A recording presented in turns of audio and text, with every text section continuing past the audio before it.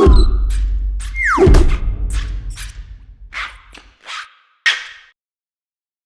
everybody, welcome to another Good e-Reader review video. My name is Michael. This is Peter. Today we have the Kobo Arc 7 HD. This is the latest generation Kobo tablet, and it's fairly current in terms of specs. It's running in Android 4.2.2. It's a 7-inch tablet with a resolution of 1920 by 1200. It has a quad-core 1.7 gigahertz processor in conjunction with 1 gig of RAM. It has 16 gig or 32 gig storage capacities, depending which model that you have.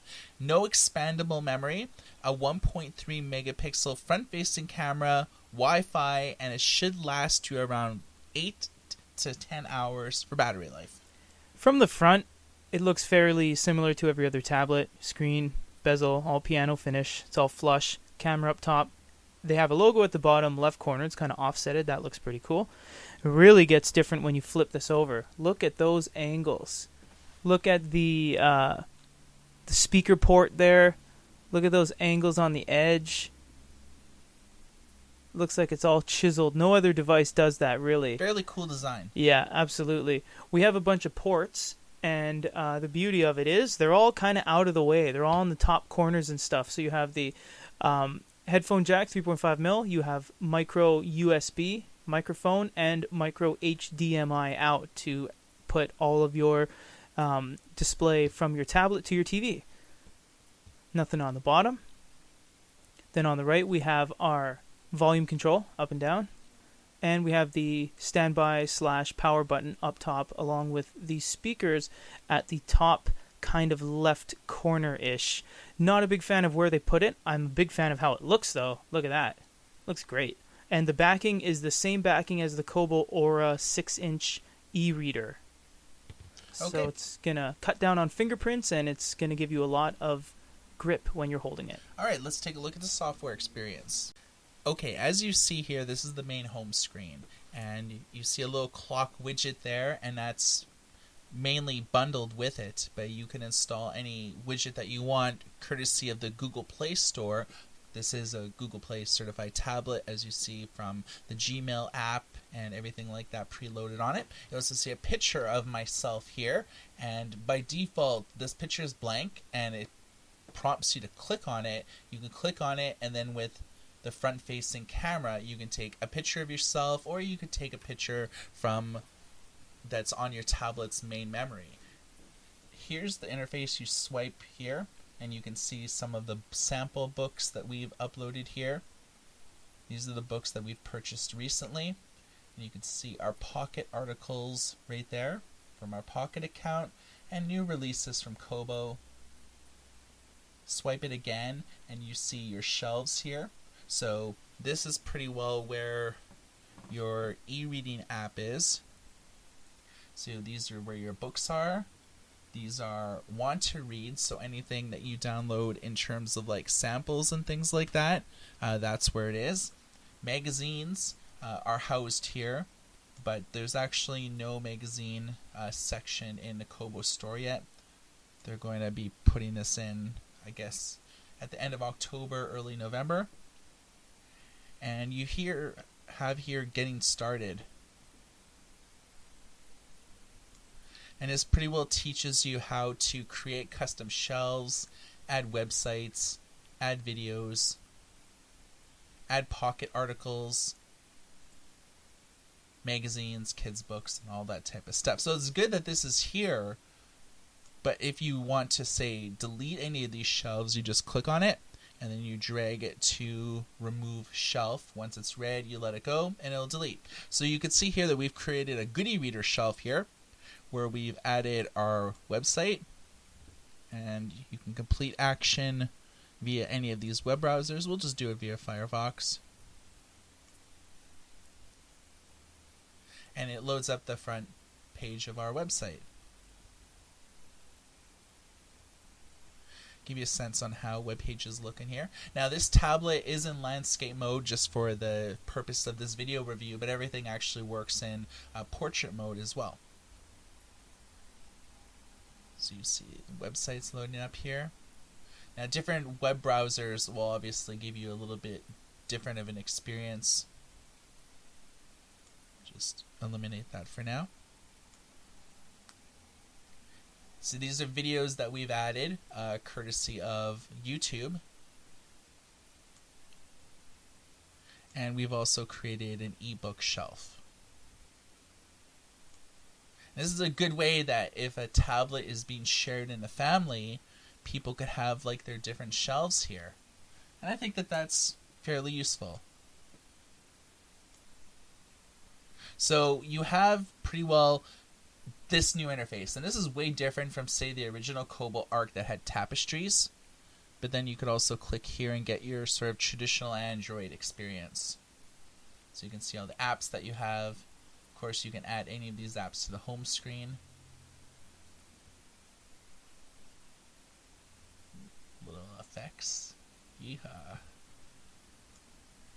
Given that this is an e-reader, this is pretty well all about the e-reading experience in terms of a tablet. So, first of all, you do have Pocket integration. And once you install Pocket, you could send things to your account via, say, Twitter or a web page and whatnot. So this is an article from our website that we've saved to Pocket. Makes it a little bit easier to read, and you could read these articles offline. So that's how you read on Pocket. If we want to read a book, these are the books that we have on our tablet right now. So you see here, we can actually click here and get beyond the book. This is something that first was shown on the Kobo Aura, and it's permeated to their tablet as well. You can think of it as giving you a sense on people, places, and things when you're in a book.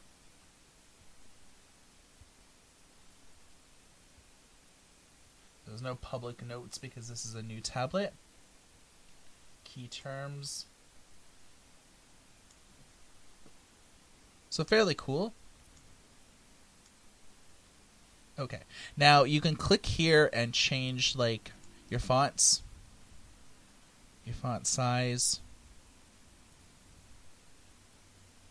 Takes a little bit of time to load, but everything does change live eventually. Yeah, you can put it, this is probably a little bit easier to read like this, and you can do highlights, annotations, and things like that. Long press, of course, starts your little anchor points, also gives you options to choose different colors of highlights. Also has dictionary, Wikipedia, Google, full view, Facebook share, make a note, add note. Here's the keyboard, standard Android keyboard, but with Android, remember, you can load in other keyboards. Yeah, like Swift key or whatever type of customized thing that you want. So we've made a note and a highlight on there. Tap the top right corner to make a bookmark. Oh, it's telling you about Beyond the Book now, even though we just tried that. You can also drag your anchor to highlight larger areas of text, share it to Facebook, search in book, and so on. So page turns are obviously very quick. It is a quad-core tablet, so you're not gonna be lacking in that department.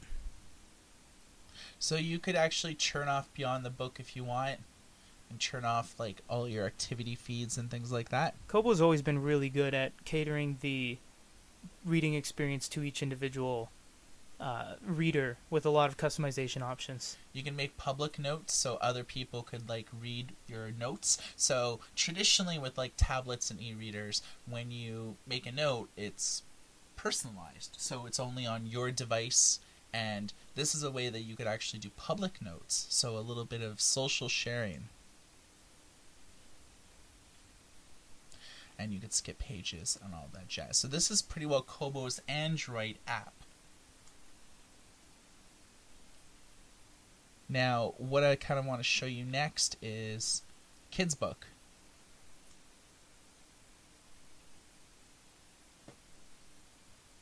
So this is sort of like a kids book from Kobo. As you can see, it's colorful. Well, it's not colorful because it's in black and white, but it has images as well as text as well.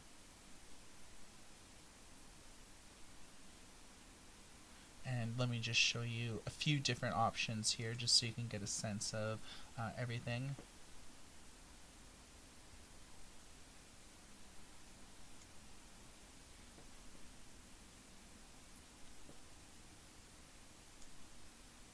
I think that was the one I just actually clicked on. Galaxy Zac.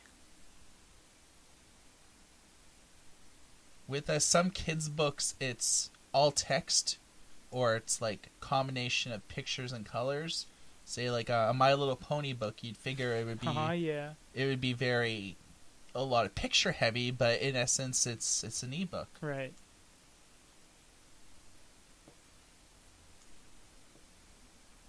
Nancy Clancy.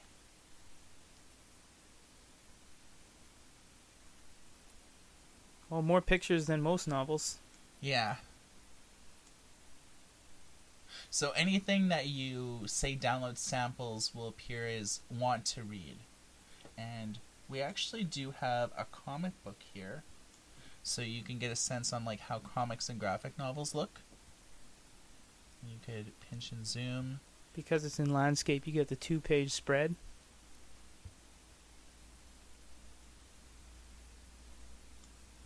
You can turn the brightness if you want.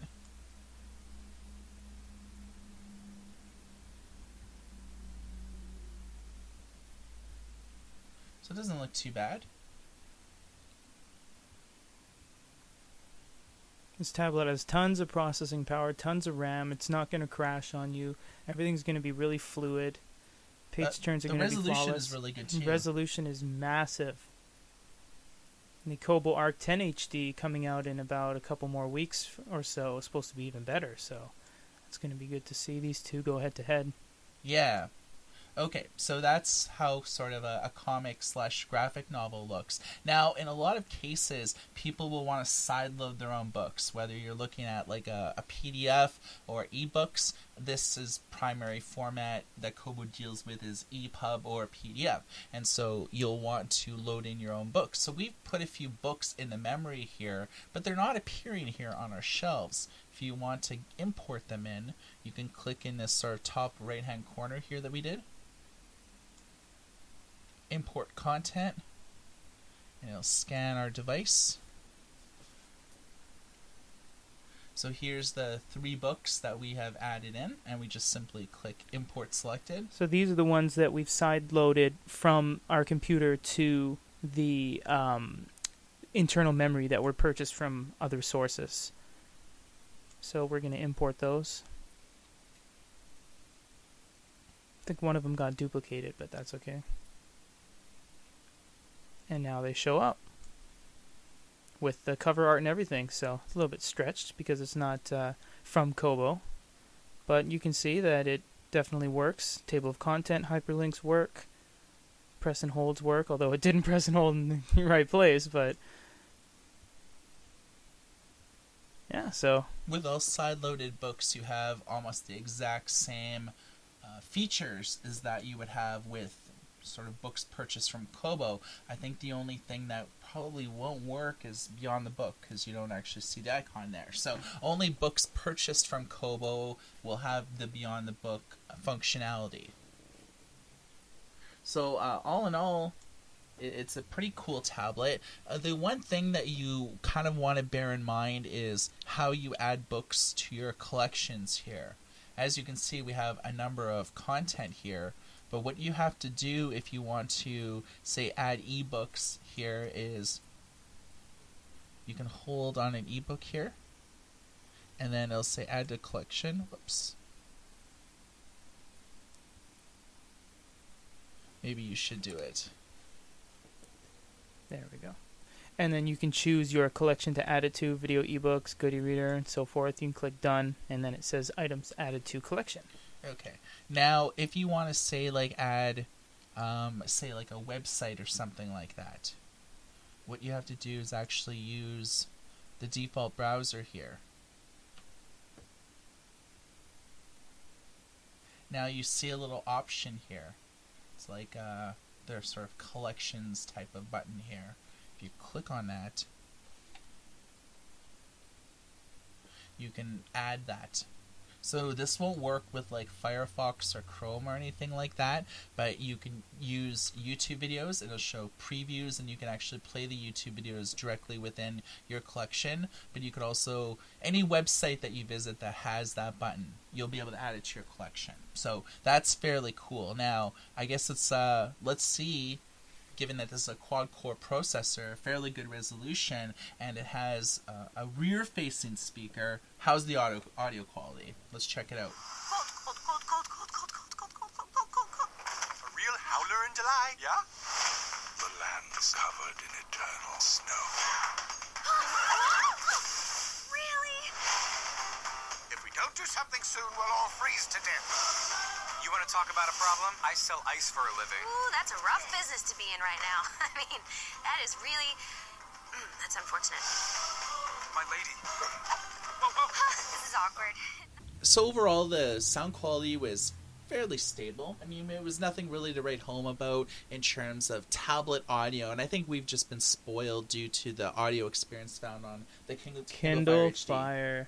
Yeah, the audio was all right. It wasn't as loud as I'd like it to be. It was on the back. It sure is different from the Kobo Arc last generation, where they had 2 stereo front speakers on the front to really give you a great audio experience. But yeah, having it on the back, it always poses a problem because the video is shooting this way, the audio is shooting the other way. Other than that, the resolution was great. It started right up, full HD video. I thought it was a good experience. I really like this tablet. I think that as Kobo's sort of 3rd generation tablet, they've really hit a home run with this one. They've axed the Tapestries experience, which I wasn't a huge fan on the Kobo Arc, and if you want to see how these 2 tablets perform head-to-head, check out our YouTube channel, because we actually have a video of this versus the Kobo Arc to see how it is. But it's full Google certified. You can download and install whatever you want, and I feel like the way that they sort of handle the interface here is fairly slick. There's a lot of user control in terms of being able to make your own collections, be able to share this amongst family members. They really kind of separate sample books from purchased ebooks. I really dig that, and I like the fact that they have a magazine category, but as you saw, that there's no magazines yet, but that stuff is coming soon, and we'll do a follow-up video on this when the magazine section launches. Overall, I'm very impressed with this tablet. I think it's a solid mid-range device, and it does everything fairly perfectly. You're not really seeing a lot of crashes like you did on Tapestries. That was my the one thing I didn't really like about the original Kobo Arc, is that Tapestries was constantly crashing. And